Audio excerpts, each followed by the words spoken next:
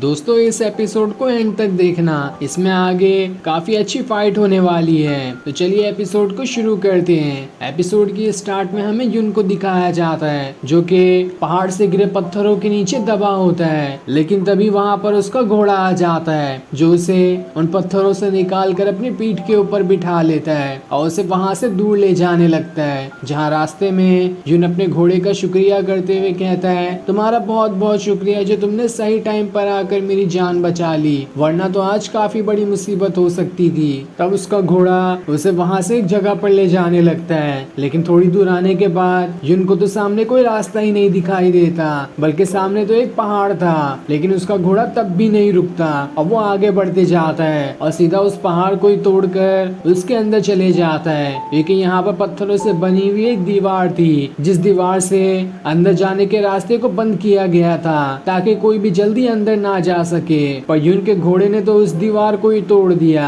अब युन जैसे ही अंदर आता है उसे आसपास बहुत ज्यादा शराब की खुशबू आने लगती है। ये स्मेल करके वो कहता है, अरे यहाँ पर इतनी ज्यादा शराब की खुशबू कैसे आ रही है, आखिर यहाँ पे है क्या। तभी उसके सामने बहुत सारे बंदर आ जाते हैं जिनका ये इलाका था और वो यहाँ पर युन को घुसपैठिया समझकर सीधा उसके ऊपर ही अटैक करने के लिए आ जाते हैं। लेकिन युन अपनी डीमन फ्लेम बॉडी को एक्टिवेट कर लेता है, जिस वजह से वो बंदर वहाँ से दूर जाकर गिर जाता है। जिसके बाद युन अपने घोड़े पे सवार होकर वहाँ से आगे बढ़ने लगता है ताकि उस जगह जा सके जहाँ से शराब की खुशबू आ रही थी। लेकिन उसका रास्ता दोबारा बंदर रोक लेते हैं और एक साथ सारे के सारे बंदर उसके ऊपर अटैक कर देते हैं। लेकिन युन अपने घोड़े के साथ वहाँ से उड़ते हुए आगे निकल जाता है, जिसके बाद वो वहाँ पर पहुँच जाता है जहाँ से शराब की खुशबू आ रही थी। तब उस शराब को देखकर युन को पता चलता है ये तो स्पिरिचुअल फ्रूट से बनी हुई शराब है, इसे पीने वाले की सारी चोटें ठीक हो जाती है। इसलिए युन उसमें से थोड़ी शराब पी लेता है और जैसे वो शराब पीता है उसे जितनी भी चोट लगी थी वो सब ठीक हो जाती है और वो खुद में बहुत ही ज्यादा फ्रेशमेंट महसूस करता है। तब वो अपने घोड़े का शुक्रिया करता है कि तुमने मुझे बहुत अच्छी जगह पर लेकर आया। जिसके बाद वो इस गुफा से बाहर आगे जाने का रास्ता अपना कंटिन्यू रखता है और फिर आगे बढ़ते हुए एक जगह पर आ जाता है जहाँ पर उसे कई सारे लोग दिखाई देते हैं जो सभी वहाँ पर जमा थे। ये देखकर युन को समझ नहीं आता कि आखिर यहाँ पर इतने सारे लोग क्यों जमा हैं। इसलिए वो आगे बढ़ने लगता है ताकि देख सके कि यहाँ पे कुछ ऐसी खास चीज होगी जिसलिए सारे लोग यहाँ पर जमा हैं। तभी वहाँ पर से बहुत तेज हवा चलती है जो इतनी तेज थी कि किसी को उड़ा कर भी ले जाए, लेकिन सभी लोग खुद को कंट्रोल कर लेते हैं इसलिए किसी को कोई चोट नहीं लगती। तब युन के पास एक आदमी आता है जिसका नाम यान था और यान के पास ब्लडी परस्यूट ऑर्डर भी होता है जिसे उस मास्क वाले डिसाइपल के सेक्ट ने इश्यू किया था। और उस ऑर्डर में ये लिखा होता है कि जो भी युन को देखेगा वो उसे वहीं पर मार दे और उसे मारने वाले को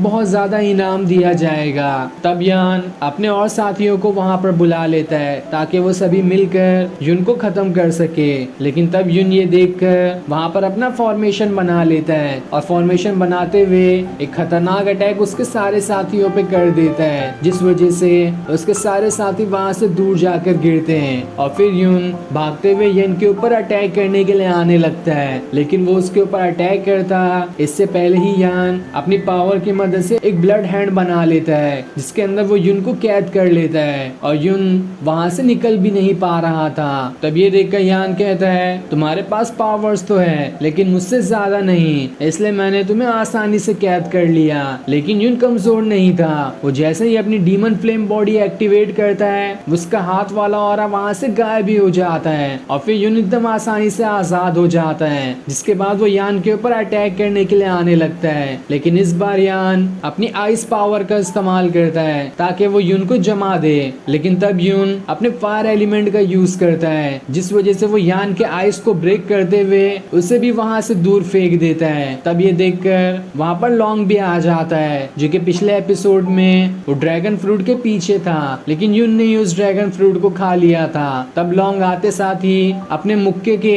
कई सारे डुप्लीकेट ऑरा बनाते हुए उन सभी के साथ युन के ऊपर अटैक कर देता है जिस वजह से युन को चोट लग जाती है। पर तब भी युन नहीं रुकता और वो वहाँ पर अपने टाइगर स्पिरिट को समन कर लेता है। लेकिन तब ये देखकर लॉन्ग को बहुत ज्यादा गुस्सा आ जाता है और वो अपने मुक्के का बहुत ही बड़ा ऑरा बनाकर युन के ऊपर अटैक अटैक कर देता है, लेकिन यून की डीमन फ्लेम बॉडी और उसके टाइगर स्पिरिट की मदद से लॉन्ग भी वहां से दूर फेंका जाता है। तब ये देखकर जैन अपने सबसे हाई ग्रेड का वेपन निकाल लेता है ताकि उसकी मदद से यून से लड़ सके।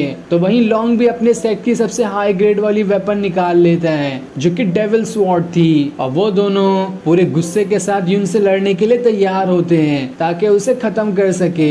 तब यून अपनी डीमन फ्लेम बॉडी के साथ साथ अपनी स्वॉर्ड के अंदर से भी फायर निकाल लेता है, जहां वो भी पूरी तरह से आग में घिरते हुए उन दोनों से लड़ने के लिए तैयार था। लेकिन इन सभी की फाइट होने से पहले ही वहां पर मिंग वन सेक्ट का लीडर आ जाता है जो यान और लॉन्ग से कहता है, तुम अपने सेक्ट की हाई ग्रेड की वेपन इस डिसाइपल पे इस्तेमाल करना चाहते हो, इससे तुम दोनों की क्या इज्जत रह जाएगी। लोग क्या सोचेंगे तुम्हारे बारे में कि तुम्हारे अंदर इतनी पावर्स नहीं थी इस छोटे से डिसाइपल से लड़ने के लिए। तुमने अपने सेट की सबसे पावरफुल हाई ग्रेड वाली वेपन का इस्तेमाल किया, तुम्हारे अंदर तो कोई पावर्स ही नहीं थी, इसलिए तुमने ऐसा किया होगा। तब ये सुनकर लॉन्ग और यान को गुस्सा आ जाता है और वो दोनों अपनी अपनी हाई ग्रेड की वेपन को अंदर रख लेते हैं, जहाँ लॉन्ग यून से कहता है, जाओ बच्चे, मैंने इस बार तो तुम्हें माफ किया, लेकिन अगली बार तुम मेरे रास्ते में आए तो मैं तुम्हें नहीं छोड़ूंगा। और इतना कहने के बाद वो दोनों वहाँ से चले जाते हैं। अब यून मिंग वन सेक्ट के लीडर के पास आकर उसका शुक्रिया करता है, जो आपने यहाँ पर आकर मेरी जान बचा ली। तब मिंग वन सेक्ट का लीडर उससे कहता है, ये तो मेरा फर्ज था,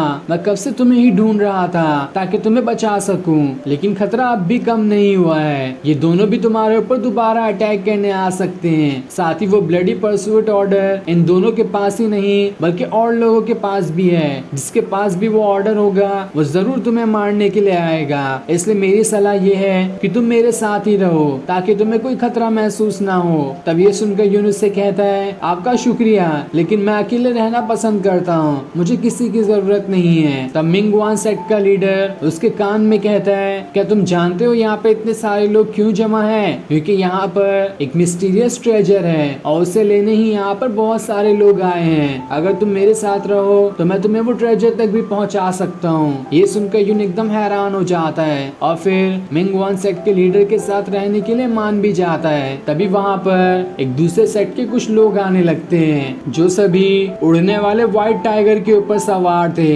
लेकिन टाइगर की शक्ल साफ दिखाई नहीं दी जाती कि वो सच में कोई टाइगर है या फिर कोई और बीस्ट है। साथ ही वो लोग यहाँ पर क्यों आए हैं ये भी हमें नहीं पता चलता।